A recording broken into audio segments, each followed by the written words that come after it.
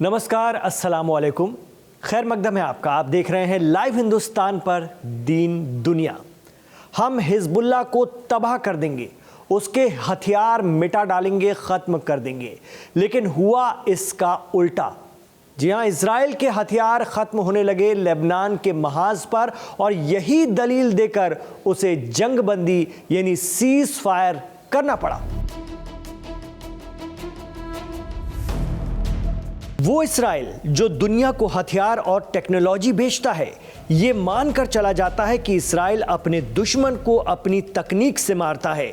लेकिन ये सारे दावे और बातें उस गुब्बारे की मानिंद साबित हुए जो एकदम से फुस हो गया। जी हाँ, फुस साबित हुआ है इस्राइल लेबनान के महाज पर। यह कहना है मिडिल ईस्ट मामलों के जानकार शौकत भारती का। इजराइल ने बहुत बड़ा दावा किया था। क्या दावा किया था? कि हम हिजबुल्लाह को डिसआर्म कर देंगे और हिजबुल्लाह का आर्म्स अम्नेशन पूरी तरीके से ख़त्म कर देंगे, हिजबुल्लाह को मिटा देंगे और लितानी रिवर जो है वो उस पर कब्ज़ा कर लेंगे, यानी लितानी रिवर पार करके कब्ज़ा कर लेंगे। और अगर आप इस फैसले को देखिए तो नतीजा क्या निकल रहा है। इनको अपनी फ़ौजों को वापस ले जाना होगा, ठीक है। लितानी रिवर ये कब्ज़ा नहीं कर सके, हिजबुल्लाह को ख़त्म नहीं कर सके, उसे डिसआर्म नहीं कर सके, उसका आर्म्स अम्नेशन ख़त्म नहीं कर सके। हिजबुल्लाह और इस्राइल में जंग बंदी हो गई है। दोनों ही ममालिक की आवाम ने राहत की सांस ली है। साउथ लेबनान में अपनी जान बचाने के लिए यहाँ वहाँ शिफ्ट हुए, यहाँ वहाँ छिपे लोग अब अपने घरों को अपने सामान सहित वापस लौटने लगे हैं। लेकिन गजा के लोगों की मुश्किलें बढ़ गई हैं। कैसे, वो आपको प्रोग्राम के आखिर में बताएंगे। मगर कहा जा रहा है कि लेबनान से लगते हुए नॉर्थ इस्राइल के लोगों पर हिजबुल्लाह का खौफ इस कदर तारी है कि वो या तो मुल्क छोड़कर चले गए या फिर दोबारा अपनी जगह पर नहीं लौटना चाहते। कहा जा रहा है कि आयरन डोम और आईडीएफ की जो एक इमेज उनके दिलो दिमाग में थी कि किसी भी सूरत में उनका नुकसान नहीं होगा, वो कहीं ना कहीं टूटी है। और यही वजह भी रही कि आवाम ने अपनी सरकार पर हिजबुल्लाह के साथ जंगबंदी का भारी दबाव भी डाला था।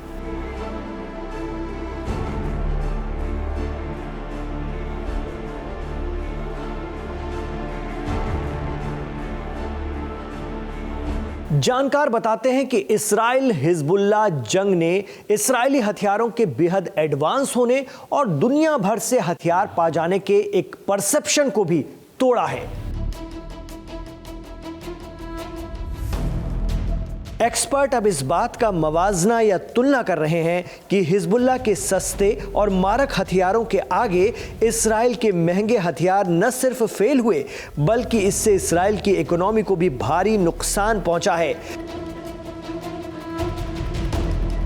कहा जा रहा है कि ईरान की टेक्नोलॉजी से बने सस्ते रॉकेट और मिसाइलों को रोकने में इस्राइल के आयरन डोम और दीगर एयर डिफेंस सिस्टम बहुत महंगे पड़े।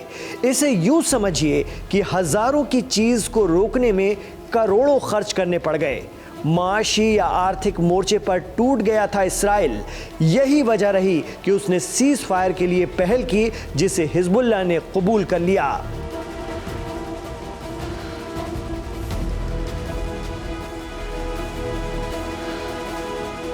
किसी भी जंग के लिए सबसे बड़ी कीमत होती है जानों की, और लेबनान की तंजीम हिजबुल्लाह ने गजा के मजलूमों के लिए ये कीमत भी अदा की है। एक्सपर्ट मानते हैं कि सैयद हसन नसरुल्लाह समेत अपनी टॉप लीडरशिप की कुर्बानी के साथ ही सैकड़ों जंगजुओं को गंवाना हिजबुल्लाह के लिए बेहद घाटे का सौदा साबित हुआ है।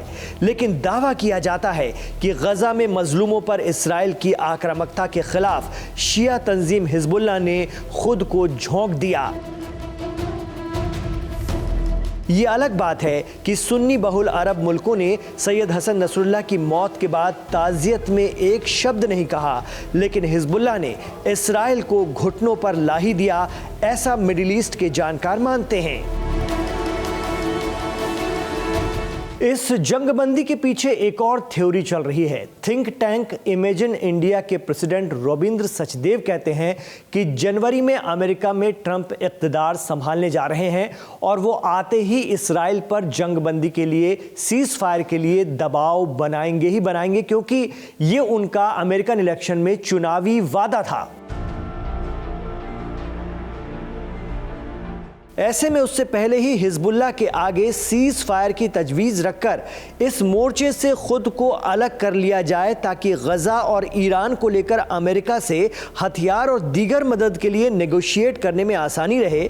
साथ ही ट्रंप के आने के बाद ईरान पर कुछ दबाव बनाया जा सके, क्योंकि ईरान 26 अक्टूबर का हमला नहीं भूला है। कहा जा रहा है कि वो इसराइल पर जवाबी हमले के लिए ज़बरदस्त तैयारी कर रहा है। कि अमेरिका में बाइडेन अब अगले 2 महीने में जाने वाला है और ट्रंप आएंगे, और ट्रंप बार बार ये कह रहे हैं कि वो जंग को रुकवाएंगे। हालांकि वो इजराइल के साथ खड़ा होगा, परंतु वो जंग रुकवाएगा। ऐसे में नेतन्याहू ने ये कैलकुलेट किया कि जब ट्रंप सत्ता में आए और उस समय अगर इजराइल के 3 फ्रंट खुले हों, हमास के साथ युद्ध, इधर हिजबुल्लाह के साथ युद्ध, उधर ईरान के साथ तैयारी, इजराइल ने कैलकुलेट करा है कि उसके लिए बेहतर रहेगा कि इतने सारे फ्रंट्स ना खोल करके हिजबुल्लाह को बंद किया जाए फ़िलहाल के लिए, और हमास, गाज़ा और ईरान ये 2 फ्रंट खोल के रखें, ताकि ट्रंप जब आए, क्योंकि ट्रंप भी इनसे नेगोशिएट करेगा, ट्रंप इन पे प्रेशर डालेगा कि आप युद्ध रोको, कैसे रोको, क्या अंजाम दो। तो इजराइल एक तरीके से अपनी शक्ति को कंसंट्रेट करने का प्रयास कर रहा है। बहरहाल इन सब के बीच गजा के लोगों की मुश्किलें और ज्यादा बढ़ गई हैं। उन्हें खदशा है कि इसराइल अब लेबनान के महाज से फ्री हो गया है और भरी सर्दी में गजा पर फिर हमले बढ़ा देगा। इसलिए वो सर्द हवाओं के बीच अपने छोटे छोटे बच्चों के साथ फिर नई जगह की तलाश में निकल पड़े हैं, अपने घर छोड़कर, कि कहीं तो इस आसमानी आफत से राहत मिले।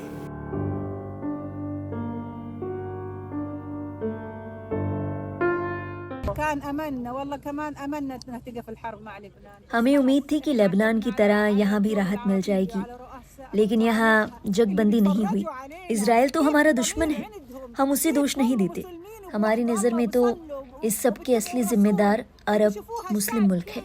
उनके लीडर जिम्मेदार हैं, जो हमारी इस दुर्गति का चुपचाप तमाशा देख रहे हैं। तो दीन दुनिया का ये एपिसोड आपको कैसा लगा, कमेंट बॉक्स पर ज़रूर बताइएगा। और जो दलीलें, जो विश्लेषण, जो तर्क हम देते हैं, आप उससे कितना इत्तेफाक रखते हैं, ये भी हमें कमेंट बॉक्स पर ज़रूर बताइए। और आपकी कोई राय है तो उसे भी बाकायदा ज़ाहिर कीजिए, हमें खुशी होगी।